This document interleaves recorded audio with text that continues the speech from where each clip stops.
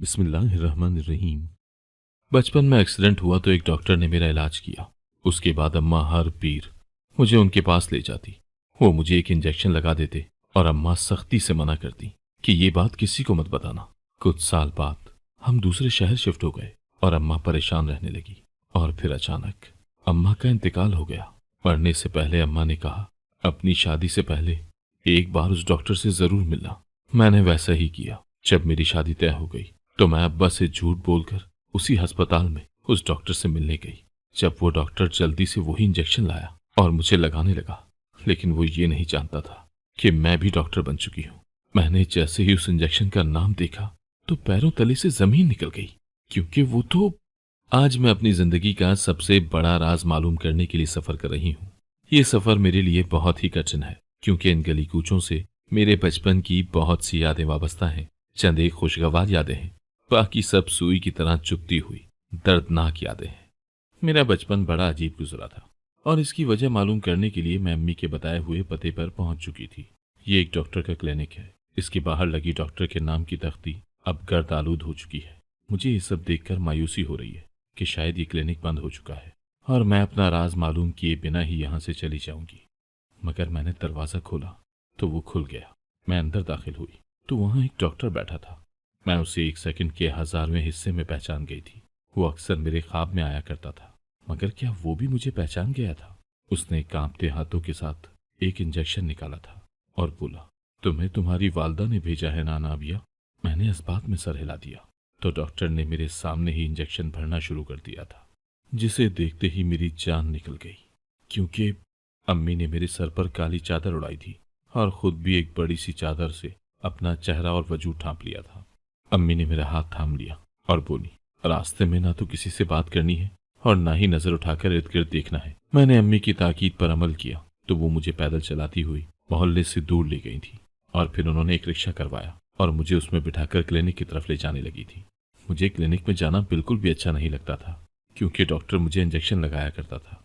मुझे पीर के दिन से बड़ा खौफ सा महसूस होता था। हर पीर एक सुई मेरे बाजू में गाड़ दी जाती थी। मैं रोती और कहती, अम्मी मैंने अगली बार यहाँ नहीं आना। तो अम्मी कहने लगती, बेटा ये सब तेरी भलाई की खातिर ही तो है। तू डॉक्टर के पास नहीं आएगी तो ठीक कैसे होगी? तब मैं अम्मी से सवाल करती, अम्मी मुझे कौन सी बीमारी है? तो अम्मी मुझे घूर कर देखने लगती थी। अम्मी कहती, मुंह बंद करो अपना। इस चीज के मुतालिक कभी किसी से बात मत करना। अपने बाप को भी इस बारे में आगाह मत करना, नहीं तो बड़ा पछताओगी। अम्मी मुझे मुबहम सा जवाब दे दिया करती थी। उन्होंने कभी मेरे अंदेशों को दूर करने की कोशिश नहीं की थी। उस वक्त मैं 9 बरस की थी। इतना तो मैं भी जानती थी कि ये इंजेक्शन मुझे पहले नहीं लगाए जाते थे। पहले तो मैं एक नॉर्मल जिंदगी बसर कर रही थी। ये तो खाना खराब हो हमारी स्कूल वैन का कि वो एक दिन खाई में जा गिरी थी। हम जितने भी बच्चे उस वैन में सवार थे, सबको बहुत गहरी चोटें आई थी। मेरी भी टांग की हड्डी क्रैक हो गई थी। अब्बू मुझे उस डॉक्टर के पास लेकर आए थे। डॉक्टर बहुत पहुंचा हुआ था, बहुत सियाना था। उसकी दवा दारू से मैं बहुत जल्द ठीक हो गई थी। ये डॉक्टर हमारे मोहल्ले से 20 मिनट के फासले पर अपना क्लिनिक भी चलाया करता था, इसीलिए अब अम्मी मुझे उसके क्लिनिक लेकर जाती थी। अब्बू की किताबों में तो मेरा इलाज मुकम्मल हो गया था और अब मैं बिल्कुल हट्टी कट्टी थी। न जाने अम्मी को किस बात का वहम था कि वो मेरे इलाज पर इस कदर जोर दिया करती थी। मुझे याद है, एक दिन पीर के दिन बहुत तेज बारिश होने लगी थी। मैं बहुत ज्यादा खुश थी कि चलो शुक्र है आज इंजेक्शन से मेरी जान छूट जाएगी। मैंने अम्मी के चेहरे पर बेइंतहा फिक्र देखी थी। ऐसा लगता था कि वो बस बारिश रुकने के ही इंतजार में है। मैं भी दिल में दुआ ही करती जा रही थी कि या अल्लाह आज बारिश ना रुके। थोड़ी देर बाद अब्बू भी घर आ गए थे। अब तो अम्मी के चेहरे पर मौत ही मौत नजर आ रही थी। अम्मी ने जल्दी से आगे बढ़कर अब्बू की छतरी पकड़ी थी। अम्मी कहने लगी, उवैस आप इतनी जल्दी घर क्यों आ गए? अब्बू बोले, आज बहुत तेज बारिश है, दुकान में ग्राहक तो आ नहीं रहे थे। मैंने सोचा कि इधर फारिग बैठा हूँ, मैं घर जाकर अपने बीवी बच्चों के साथ वक्त गुजार लेता हूँ। अम्मी कहने लगी, ये तो आपने बहुत अच्छा किया। मगर मुझे उनके चेहरे पर बेजारी नजर आ रही थी। और फिर ऐसा हुआ कि बारिश थम गई। अब अम्मी की बेचैनी देखने लायक थी। वो अब्बू से बोली, उवैस अब तो बारिश रुक गई है, आप दुकान पर चले जाएं। अपने रिस्क को क्यों ठोकर मार रहे हैं? अब तो दुकान पर रश भी बहुत होगा। जो लोग सुबह से घर से नहीं निकले वो अब जौक दर जौक दुकान की जानिब उमड़ रहे होंगे। अब्बू बोले, शहनाज बात तो तुम्हारी ठीक है, मगर आज दुकान पर जाने को दिल नहीं कर रहा। कोई बात नहीं, जितना रिस्क मेरी किस्मत में होगा वो मुझे मिल ही जाएगा। तब अम्मी बोली, जी ठीक है, जैसा आपको मुनासिब लगता है। फिर वो मेरी तरफ देखकर बोली, अनाबिया, तुमने अपनी सहेली के घर जाना था ना? सुबह से बच्ची जिद कर रही है। मैंने ही बारिश की वजह से बेचारी को रोक कर रखा था। जाओ, तुम चली जाओ।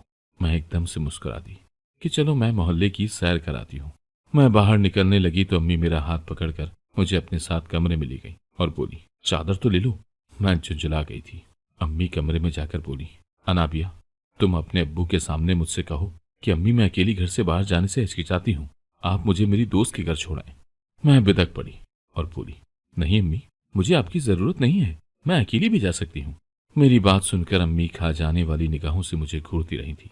अम्मी ने शुरू से ही मुझे अपनी आंखों से डरा कर रखा था। जब वो मुझे गुस्से से घूरती तो मैं उनकी बात फौरन मान लिया करती थी। अब फिर सहन में निकलकर अब्बू के सामने ड्रामा करने लगी थी। अब्बू बोले, हाँ हाँ शहनाज, बच्ची को छोड़ाओ, लेकिन जरा जल्दी आ जाना, मैंने तुमसे कोई जरूरी बात करनी है। हम जैसे ही बाहर निकली, अम्मी ने रिक्शा रोका और मुझे उसमें सवार होने का इशारा किया था। मैं बोली, अम्मी, आज इतने अरसे बाद तो अब्बू घर आए हैं, आप फिर भी मुझे क्लिनिक लेकर जा रही हैं। अम्मी बोली, इंजेक्शन लगवाना भी तो बहुत जरूरी है ना। मैं चुप कर गई थी। डॉक्टर मुझे देखकर बहुत खुश हुआ था। कहने लगा, अनाबिया आ गई। लेकिन अम्मी के चेहरे पर अब बेजारी थी। अम्मी गुस्से से बोली, जल्दी से मेरी बच्ची को इंजेक्शन लगा दो, हमने घर भी जाना है। मगर मैं जानती थी कि ये जल्दी 2 घंटे से पहले नहीं आएगी। डॉक्टर मेरे इंजेक्शन लगा दिया करता था और फिर मैं सो जाया करती थी। सोकर उठती तो अम्मी मुझे घर ले जाया करती थी। डॉक्टर मुझे क्लिनिक के अंदर ले गया और बोला, कैसी हो अनाबिया? मैं चिढ़ गई थी। मैं बोली, ये तो आप मुझे बताएंगे ना कि मैं कैसी हूँ। इस मनूस इंजेक्शन से मेरी जान कब छूटेगी? मेरी बात सुनकर डॉक्टर हंस दिया था। वो बोला, अनाबिया, यूं तो तुम बिल्कुल ठीक हो, मगर न जाने तुम्हारी वालिदा को इस बात का यकीन क्यों नहीं आता। हर सोमवार तुम्हें यहाँ क्यों लेकर आती है। लेकिन यकीन करो अनाबिया, मुझे तुम्हें यहाँ देखकर बहुत खुशी होती है। मुझे लगता है कि हम तीनों का ये साथ उम्र भर के लिए रहेगा। मैं उस डॉक्टर की बातों से खाइफ हो गई थी। मैं इतनी समझदार तो थी ही कि लोगों की बातों को बखूबी समझ जाया करती थी। मेरे इंजेक्शन लगा दिया गया था और फिर मैं सो गई। मैं जब सोकर उठी तो हर तरफ अंधेरा छाया हुआ था। आज बारिश की वजह से जल्दी तारीकी फैल गई थी। हम दोनों माँ बेटी घर की जाने बढ़ने लगी थी। अम्मी के चेहरे पर संजीदगी फैली हुई थी। मैंने ये संजीदगी उनके चेहरे पर क्लिनिक से निकलते हुए हमेशा देखी थी। आज मैंने अम्मी का हाथ थाम लिया था। मैं बोली, अम्मी, मैं अब बड़ी हो गई हूँ, आप अपने दिल की बात मुझसे कर सकती हैं। अम्मी ने बड़े गौर से मेरे चेहरे की जानिब देखा था, मगर फिर मेरा हाथ झटक दिया था। मैं भी खामोश हो गई थी। घर पहुंचे तो अब्बू बहुत गुस्से में बैठे थे। वो बोले, शहनाज, लगता है तुम्हारा मुझसे जी भर गया है, जो मुझसे दूर भागने के बहाने तलाश करती हो। अम्मी बोली, अरे वैस, ऐसी बात नहीं है, ये अनाबिया ही जिद कर रही थी कि आप मेरे पास बैठ जाएं, तभी तो मैं उसके पास बैठ गई। आजकल किसी पर भी भरोसा नहीं करना चाहिए। जवान बच्ची का मामला है, कल को कोई ऊंच नीच हो गई तो आप मुझसे ही सवाल जवाब करेंगे ना कि मैं तो दुकान पर हुआ करता था, बच्ची तुम्हारे पास छोड़कर जाता था। क्या तरबत की है तुमने इसकी? अब्बू अम्मी की बातें सुनकर चुप कर गए थे। अम्मी उठकर किचन में चली गई थी, जबकि मैं अब्बू के पास उनकी चारपाई पर आकर बैठ गई थी। मैं अब्बू के साथ लिपट गई और सिसकने लगी थी। अब्बू बहुत परेशान हो गए और बोले, क्या बात है? मैं बोली, अब्बू, मुझे ये मोहल्ला अच्छा नहीं लगता। आपको मेरे सर की कसम कि आप मुझसे कोई वजह दरियाफ्त नहीं करेंगे। बस मेरी बात मान लें, हम ये मोहल्ला छोड़ जाते हैं। अब्बू, एक बात कहूँ, अगर हम ये शहर छोड़ जाएंगे तो और ज्यादा अच्छा होगा। अब्बू मेरी बात सुनकर परेशान हो गए थे। कहने लगे, बेटी, बेफिक्र होकर अपनी परेशानी की वजह बताओ, मैं तुम्हें सताने वालों का मुंह तोड़ दूंगा। मैं बोली, अब्बू, आपको कसम है, इन बातों का तस्करा अम्मी से भी मत करिएगा और ना ही उन्हें पहले से आगाह कीजिएगा कि हम यहाँ से जा रहे हैं। आपने जो भी करना है मुकम्मल राजदारी से करना है। अब्बू ने मेरे सर पर हाथ रख दिया और बोले, मेरी बच्ची, तुम फिक्र मत करो, तुम जैसा कह रही हो वैसा ही होगा। मैं अब्बू से बात करके जल्दी से उठकर अपने कमरे में चली गई थी, ताकि अम्मी को किसी किस्म का कोई शक न हो। खाना हम सब ने मिलकर ही खाया था। अब्बू के चेहरे पर बहुत ज्यादा परेशानी झलक रही थी, जो मेरी आंखों ने तो देख ली थी, मगर मेरी अम्मी की आंखों से ओझल ही रही थी। शायद अम्मी अपने मसले मसाइल में उलझी हुई थी। खैर, उस रात में सोचती रही थी कि मैं एक पल में इतनी बड़ी कैसे हो गई थी। मैंने अपनी परेशानी का हल कैसे निकाल लिया था, और इसका जवाब मेरे पास यही था कि मुझे डॉक्टर की बातों ने खबरदार कर दिया था। खैर, उस रात मैं जिंदगी में पहली बार बहुत सुकून से सोई थी, क्योंकि मुझे अब सोमवार का कोई खतरा नहीं था। इतना तो मैं जानती ही थी कि अगले पीर से पहले पहले ही अब्बू कोई ना कोई इंतजाम तो कर ही लेंगे।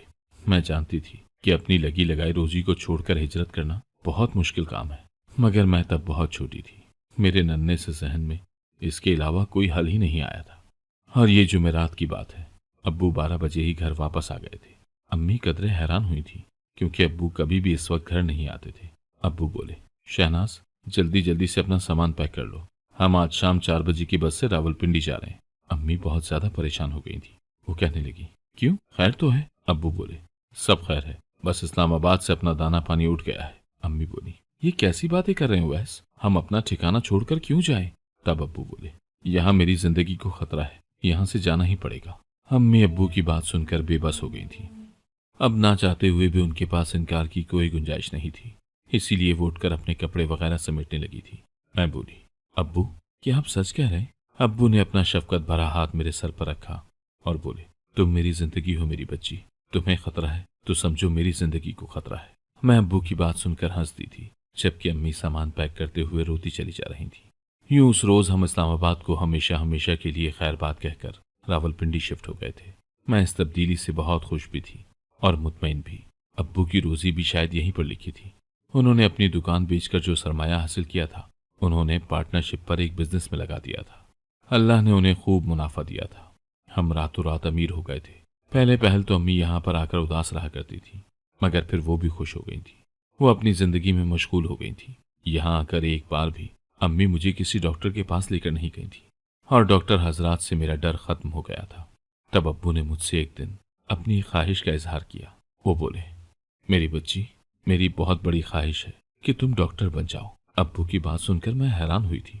मैं बोली, मगर? अब्बू बोले, अगर मगर छोड़ो, मैं हमेशा अल्लाह से दुआ किया करता था कि वो मेरे सरमाए में बरकत डाल दे, ताकि मैं अपनी बेटी को पढ़ा लिखा सकूं। एक दुकान से तो मैं तुम्हारे लिए ये सब नहीं कर सकता था। अल्लाह ने मेरी दुआ सुन ली। मेरी बेटी, अब तुम भी मेरी बात मान लो। मैंने अब्बू की बात मान ली और दिन रात मेहनत करने लगी। मेरा एडमिशन मेडिकल कॉलेज में हो गया था और अम्मी बड़ी हसरत से मेरी किताबों पर हाथ फेरा करती थी। खैर, एक दिन अचानक ही अम्मी की तबीयत बहुत खराब हो गई थी। मैं बहुत ज्यादा घबरा गई थी। मैं अब्बू को फोन करने लगी तो अम्मी ने मेरा हाथ थाम लिया और कहने लगी, बेटी, मेरी एक बात सुन लो। अपनी शादी से पहले एक बार उस डॉक्टर से जरूर मिलना जिससे मैं बचपन में तुम्हारा इलाज करवाया करती थी। मैंने इतने सालों बाद अम्मी के मुंह से उस डॉक्टर का तस्करा सुना था। मैं बोली, आखिर इसके पीछे क्या वजह है? अम्मी बोली, तुम्हें तुम्हारे हर क्यों का जवाब मिल जाएगा। इतना कहकर अम्मी ने हमेशा हमेशा के लिए अपनी आंखें मूंद ली थी। मुझ पर बहुत बड़ा गम टूट पड़ा था। ऐसा लगता था जैसे जिंदगी से हर रानाई खत्म हो गई हो। बहुत वक्त लगा, मगर मेरा दिल इस सदमे से संभल गया था। अब्बू ने मेरी शादी अपने दोस्त के बेटे से तय कर दी थी, जो डॉक्टर बन चुका था। मैं भी इस रिश्ते से बहुत खुश थी, लेकिन अम्मी की बात मेरे दिमाग में अक्सर घूमती रहती थी। मैं उस डॉक्टर से मिलना चाहती थी। अम्मी ने मुझे ताकीद की थी और मैंने वैसा ही किया। एक दिन मैं अब्बू से झूठ बोलकर उसी अस्पताल उस डॉक्टर से मिलने के लिए घर से निकल चुकी थी। ये सफर मेरे लिए बहुत कठिन था। मेरा दिल घबरा रहा था कि न जाने मेरे साथ ऐसा कौन सा मसला था जिसकी वजह से सारा बचपन मेरा इलाज हुआ, और अगर मैं अभी तक अपनी बीमारी से छुटकारा ना पा सकी तो क्या ये शादी कैंसिल हो जाएगी। मैं ये बातें सोचते सोचते डॉक्टर के क्लिनिक पहुंच गई थी। मैं जो ही क्लिनिक के अंदर दाखिल हुई तो वहां एक डॉक्टर बैठा था। मैं उसे 1 सेकंड के 1000वें हिस्से में पहचान गई थी, क्योंकि वो अक्सर मेरे ख्वाब में आया करता था। मगर क्या वो भी मुझे पहचान गया था? उसने कांपते हाथों के साथ एक इंजेक्शन निकाला था और बोला, तुम्हें तुम्हारी वालदा ने भेजा है अनाबिया। मैंने इस बात में सर हिला दिया तो डॉक्टर ने मेरे सामने ही इंजेक्शन भरना शुरू कर दिया था, जिसे देखते ही मेरी जान निकल गई, क्योंकि ये तो ताकत का इंजेक्शन था। बहुत हल्का फुल्का सा ताकत का इंजेक्शन, जिसके इस्तेमाल से कोई खास फर्क भी नहीं पड़ता था। वो डॉक्टर नहीं जानता था कि मैं तो खुद डॉक्टर बन चुकी हूँ, इसीलिए मैं भी खामोश ही रही थी। उसने मुझे इंजेक्शन लगा दिया था। मैं हनूस बैठी रही थी। मैं बोली, ये इंजेक्शन लगाने का मकसद क्या था? वो मुस्कुराने लगा था, फिर कहने लगा, मुझे मालूम है तुम्हारी वालदा ने यहाँ पर तुम्हें राज जानने के लिए भेजा है। अनाबिया, शायद तुम ये नहीं जानती कि तुम्हारी वालदा और मैं एक ही मेडिकल कॉलेज में पढ़ा करते थे। हम दोनों हम जमात थे, एक दूसरे से मोहब्बत करने लगे थे। पहले पहल तो मुझे भी यही लगता था कि मैं उससे मोहब्बत करता था, मगर फिर उसे हासिल करने के बाद ये ख्याल आया कि मैं तो बस उसे हासिल करना चाहता था। मैंने शहनाज से कहा था कि मैं तुमसे बहुत ज्यादा मोहब्बत करता हूँ, इसीलिए तुम मुझसे निकाह कर लो। मगर वो बोली कि अभी हमारी शादी नहीं हो सकती, क्योंकि अभी तो मुझसे एक बड़ी बहन बैठी है। पहले उसकी शादी होगी और फिर मेरा नंबर आएगा। मैं बहुत परेशान हो गया था। इसीलिए मैंने कहा कि मेरे साथ छुप कर निकाह कर लो, लेकिन उसने इनकार कर दिया। वो कहने लगी कि ये तो बहुत बुरी बात है, मैं अपने घर वालों का दिल नहीं तोड़ना चाहती। मैं जज्बाती हो गया और बोला, घर वालों का दिल मत तोड़ना, मगर मेरा दिल तोड़ देना ये तुम्हारे लिए कोई बड़ी बात नहीं है ना, तो चलो आज हम ये रिश्ता खत्म ही कर देते हैं। वो रोने लगी थी, मगर मैंने उसकी बातों का कोई असर नहीं लिया था। मैं उससे दूर रहने लगा था और तब उसने मेरी मिन्नत समाजत करना शुरू कर दी। फिर मैंने उससे सुलह कर ली। तब तक वो उस खुफिया निकाह के लिए मान चुकी थी। हमने निकाह कर लिया और छुपकर मिलने लगे थे। शहनाज हामला हो गई। उसने जब ये बात मुझे बताई तो मैं बहुत घबरा गया था। मैंने कहा कि तुम ये बच्चा खत्म करवा दो, मैं तो खुद अभी पढ़ रहा हूँ। तब वो बोली, अगर तुम पढ़ रहे थे तो ये सब तुम्हें पहले सोचना चाहिए था। मैं उसे डॉक्टर के पास लेकर गया तो पता चला कि बच्चा जाया कराने से माँ की जान को खतरा हो सकता है। इसीलिए मैंने उसे तलाक दे दी और कहा कि तुम जानो और तुम्हारा ये बच्चा जाने। उसके बाद शहनाज ने कॉलेज आना छोड़ दिया था। मुझे नहीं इल्म कि फिर क्या हुआ और क्या नहीं। बहुत सालों तक हम दोनों का आपस में कोई ताल्लुक नहीं था। मैं डॉक्टर बन गया था। मेरी इतनी कमाई हो गई थी कि मैंने अपना एक प्राइवेट क्लिनिक बना लिया था। तब अनाबिया, तुम्हारी स्कूल वैन का एक्सीडेंट हो गया। तुम्हारा बाप तुम्हें मेरे पास लेकर आया था और जब शहनाज मेरे अस्पताल में आई तो मुझे ये जानने में एक लम्हा नहीं लगा था कि तुम मेरी बेटी हो। मैंने शहनाज से पूछा कि क्या तुम्हारे शौहर को इस बात का इल्म है कि तुम मेरी बेटी हो। तब वो बहुत घबरा गई थी। वो रोने लगी और मेरे सामने हाथ जोड़कर बोली कि खुदारा मेरे शौहर को इस बात का पता मत चलने देना। शहनाज बोली कि मैंने जब अनाबिया को जन्म दिया तो वो 7 माह की थी। उसे मशीनों में रखा गया था। 2 माह के अंदर अंदर मेरी वालदा ने मेरा रिश्ता ढूंढकर मेरी शादी उवैस से कर दी थी। शादी के तीसरे महीने उसका एक्सीडेंट हो गया था। वो कोमे में था। मैं अपनी औलाद को घर ले आई थी और पूरे 1.5 साल बाद मेरा शौहर होश में आया था। तब मैंने उसे बताया कि अल्लाह ने हमें रहमत से नवाजा है और उसने मेरी बात का यकीन कर लिया था। वो अनाबिया को अपनी सगी औलाद समझता है। मैंने उसे ब्लैकमेल करना शुरू कर दिया था। मैं उसे कहता कि हर सोमवार मुझसे मेरी बेटी को मिलाने लाना, नहीं तो तुम्हारा सच तुम्हारे शौहर को बता दूंगा। वो घबरा गई थी, इसीलिए मेरी बात मानती थी। मैं अनाबिया तुम्हें ताकत का इंजेक्शन लगा दिया करता और साथ ही बेहोशी की दवा भी सुंघा दिया करता था। तुम बेहोश हो जाती तो मैं शहनाज को अपने प्यार में फांसने की कोशिश किया करता था। मैं उससे फिर से फायदा उठाना चाहता था, मगर उसने मुझे ऐसा करने नहीं दिया और फिर वो अचानक इस शहर से गायब हो गई। आज तुम मेरे सामने सिर्फ इसलिए खड़ी हो ताकि तुम्हें अपने वली के मुतालिक पता चल जाए। मैं असल बाप हूं तुम्हारा। मैं गुस्से से बोली, काश मुझे ये हकीकत पता ही न चलती कि मैं तुम जैसे घटिया इंसान की औलाद हूं। वो रोने लगा था और बोला, मैंने तुम्हारी माँ के साथ बहुत बुरा किया। वक्त ने मेरे साथ बुरा कर दिया। मैं 3 शादियां कर चुका हूं, मगर बे औलाद हूं। मेरी तीनों बीवियां मुझे छोड़कर जा चुकी हैं और अब मैं दर दर की ठोकरें खाने के लिए रह गया हूं।